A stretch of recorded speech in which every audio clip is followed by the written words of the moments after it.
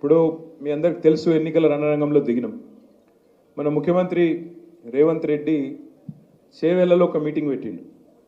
Meeting పెట్టి ఆ మీటింగ్లో అడ్డగోలుగా మాట్లాడింది. ఆయన ముఖ్యమంత్రి అయిన కాడికి వెళ్ళి ఏం మాట్లాడుతుండో మీరే చూస్తున్నారు. ఏమంటాడు? బీఆర్ఎస్ పని అయిపోయింది, కేసీఆర్ శకం ముగిసింది, ఒక్క సీటు కూడా గెలవరు, దమ్ముంటే ఒక్క సీటు గెలిచి చూపెట్టు అని చెప్పి ఆ రోజు నాకు సవాల్ విసిరిండు. నేనేమన్నా ఉన్న 17 సీట్లు ఉన్నాయి, ఉండేటి ఉంటాయి, నడిచేది నడుస్తుంది. రేవంత్ రెడ్డి నువ్వు చాలా పెద్ద గొప్పనివి కదా, పెద్ద తురుంకాను కదా, ఒక పని చేద్దాం, ఒక్క సీటు కూడా గెలవరు అన్నావు కదా, అక్కడ ఇక్కడ ఎందుకురా పోయి సప్పుడేక నీ మల్కాజ్గిరి సీటు ఉంది కదా, నువ్వు కొడంగల్ ఎమ్మెల్యేకి రాజీనామా చేయి, నేను సిరిసిల్ల ఎమ్మెల్యేకి రాజీనామా చేస్తా, ఇద్దరం మల్కాజ్గిరిలో తెలుసుకుందాం రా దమ్ముంటే అన్న. కూయి లేదు కై లేదు. అప్పటి నుంచి మళ్ళీ నోరు మూసుకున్నాడంటే మళ్ళా దాని గురించి మాట్లాడతలేడు. ఎందుకంటే ఆయనకు తెలుసు 5 ఏళ్ళు మల్కాజ్గిరిలో చేసిన ఒక్క పని లేదు, తిరిగిన ఒక్క కాలనీ లేదు, కనీసం ఎన్నడూ కూడా పలకరించిన పాపాన పోలేదు ఆనాడు పార్లమెంట్ సభ్యుడిగా రేవంత్ రెడ్డి. అందుకే ఆయనకు తెలుసు ఆయన వీక్ స్పాట్ మీద కొట్టిర్రు. అమ్మ వీళ్ళు మల్కాజ్గిరిలో 7 గెలిచిండ్రు, దబ్బన గట్టిగా ఆయనతో నేనేమన్నా టెంప్ట్ అయిపోతే ఈ బలుగుతుంది, ఉన్నది పోతుంది, మొత్తం ఉన్న పదవి పోతుంది, ఆయనతో మల్కాజ్గిరి వీక్తుంది అని చెప్పి భయపడి కనీసం నోరు కూడా మెదపలేదు. ఈ మాట ఎందుకు చెప్తున్నా అంటే ఒక గది మల్కాజ్గిరిలో బీఆర్ఎస్ పవరు, గది మన సత్తా. ముఖ్యమంత్రే భయపడుతున్నాడు ఇవాళ.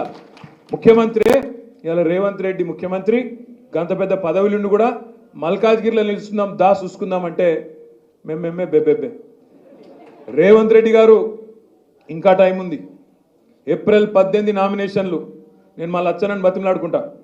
దబ్బన నువ్వుగిన దమ్ముండి సడన్గా నీకు ధైర్యం వచ్చి రాజీనామా చేసి వస్తే నేను వస్తా, తప్పకుండా నిలబడతాను, నేను మాట మీద నిలబడతా అనే మాట విజ్ఞప్తి చేస్తా ఉన్నా. దబ్బన నాకు తెలుసు ఆయన అంటే కాదు, నాకు తెలుసు ఆయన రాడు, పిరికోడు.